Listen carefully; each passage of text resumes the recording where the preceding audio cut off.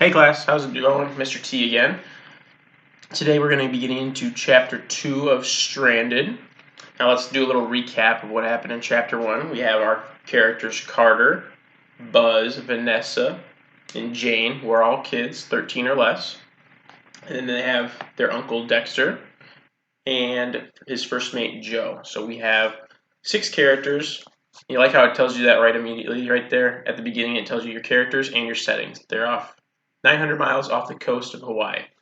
So that's what we were working on in our fictional narratives, telling our setting and our characters right off the bat.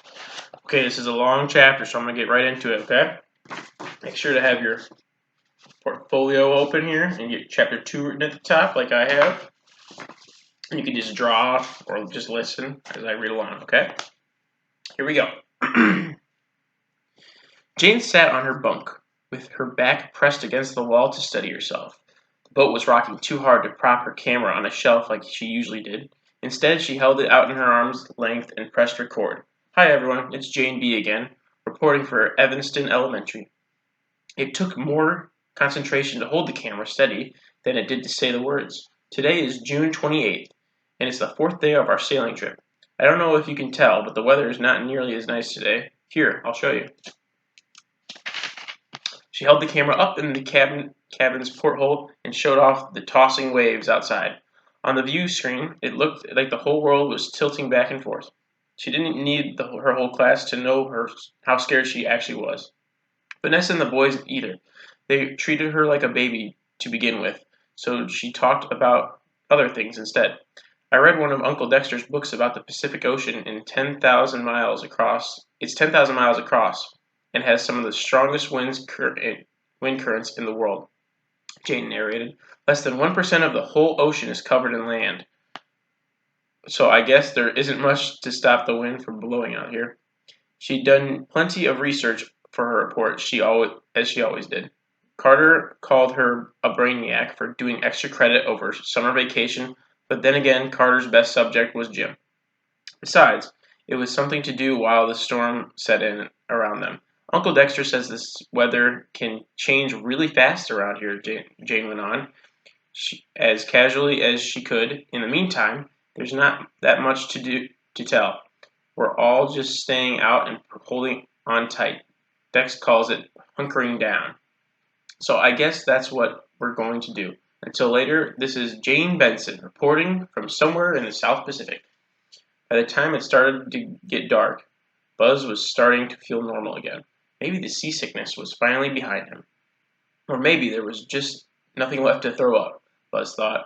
In this case, he still wasn't really hungry. Nobody was. The weather had gotten worse, and it seemed to have taken everyone's appetite. The kids all spent the evening sitting around the gallery table, holding on the edges of things to balance as the boat rolled over the waves. Every time another one hit, it was like a jolt to the body. While they waited in the storm to pass, Jane watched and rewatched all of the videos she'd made for her report so far. Vanessa sat and played the same game on her phone over and over. She'd given up trying to text her friends days ago, when it became clear that there was no cell phone reception out in the middle of the open ocean.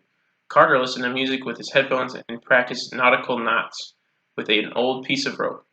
Buzz just sat, listening to the wind whistling through the masts and rain pelting the boat from all sides. He'd already run down the batteries on the handheld game he'd brought, along with these spare batteries. One on top of that, without any sun all day, the boat's solar panel hadn't been able to generate any electricity at all for the Lucky Star, which is the name of the boat. The only other source of power was the boat's engine, but Dexter wasn't keen to use that in the storm. Dexter had told everyone to conserve electricity until further notice. That meant no laptops, no DVDs, and as few lights as possible below deck. Just after 8 o'clock, when the cabin windows had gone completely dark, the hatch opened and Dexter came down the stairs.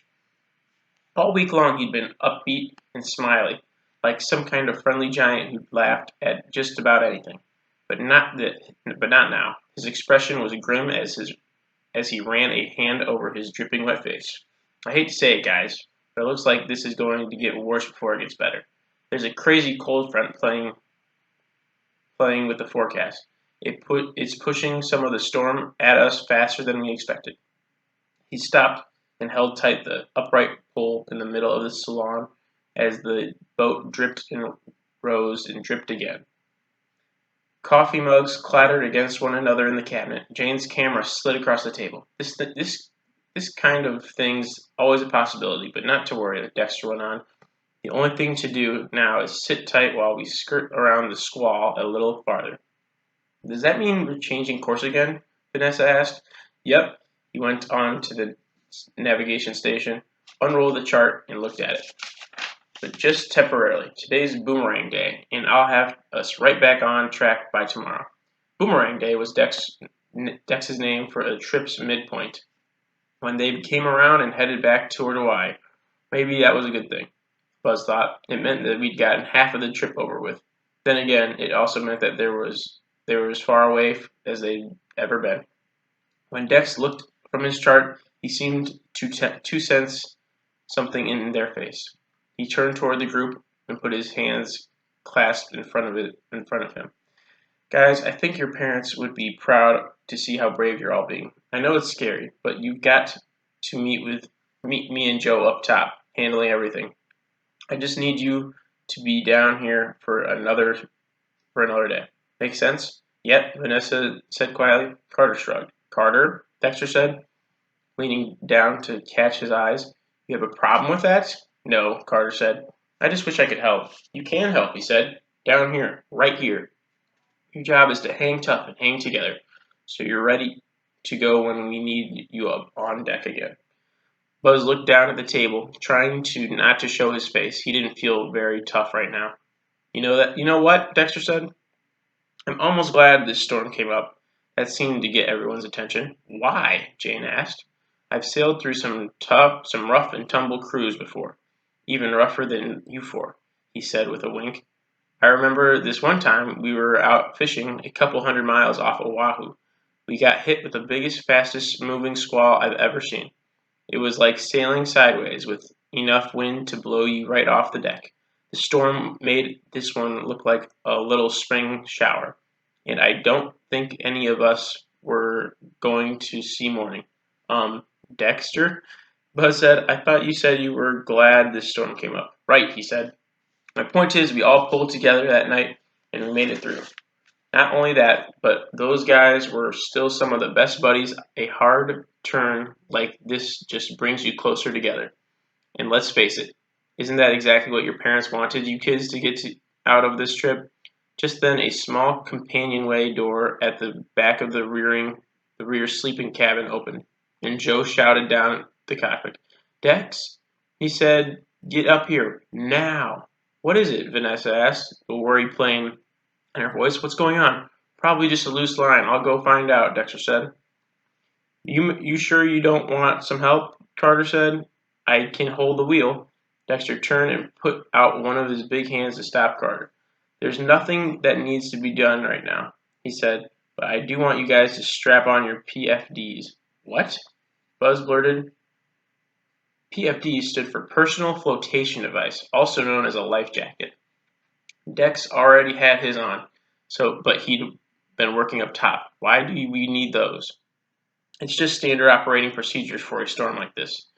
You never take chances on a boat. He pulled the 4 vests out off the hooks, and they hung them by the stairs and dropped them on the gallery table. Then he stood up just long enough to show his familiar smile.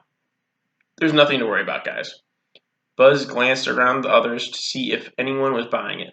From the somber expressions all around, it seemed like anyone was.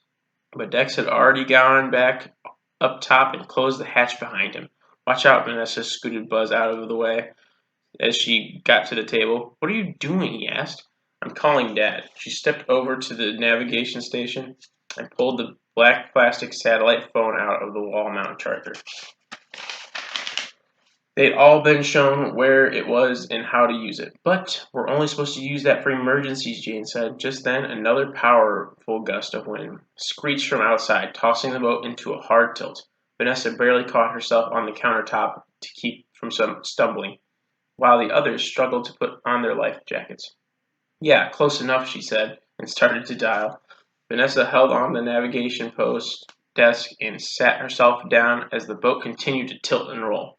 She didn't care if Dexter wanted them using the satellite phone or not. Maybe he'd been through worse, but she was sure she never had. The phone wasn't complicated either.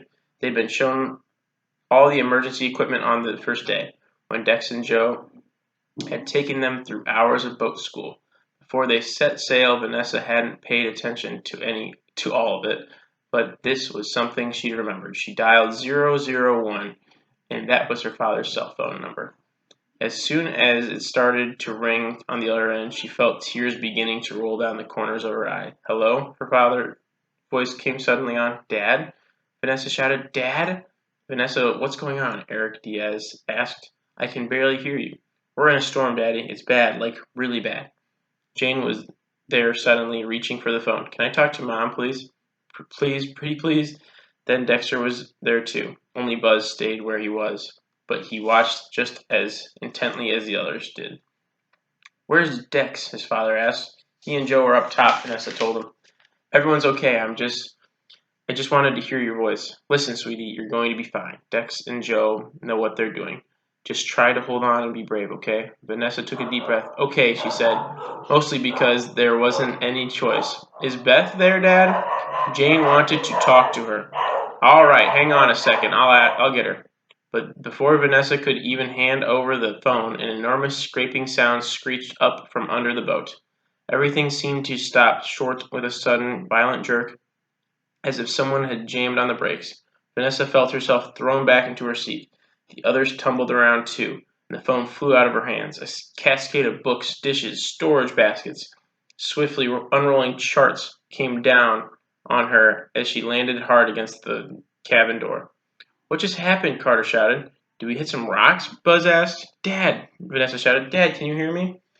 She started scrambling through the pile of debris on the floor, but she couldn't find the phone anywhere. Instead, her hand landed in cold water. It was soaking the carpet. Vanessa realized when she looked to her right. She saw it was also pouring in from under the small engine compartment door. At the same moment, Joe came barreling down the gallery steps. "Joe, what's going on?" Vanessa asked. He clambered over the mess as if none of them were even there, and fell onto the wooden stool bolted in front of the navigation station. "What are you doing?" Vanessa asked. "Joe, where's Dex? There's water coming in." But Joe wasn't listening. He was holding onto the sideband radio transmitter with one hand and adjusting a dial on the console with the other. "SOS, SOS, this is the Lucky Star," Joe said into the handset. "SOS, SOS, this is the Lucky Star. Do you copy?" Whatever was said next, Vanessa didn't hear. Was swallowed up by a brilliant flash of lightning and a crash of thunder too overwhelming to be anywhere but right on top of them. In the next moment, the entire cabin was thrown into darkness. Alright, that was chapter 2. Let's try this out here. So, quite a bit happened in that chapter.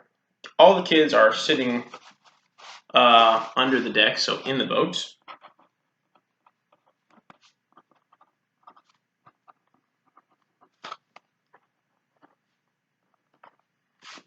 Because their Uncle Dexter told them.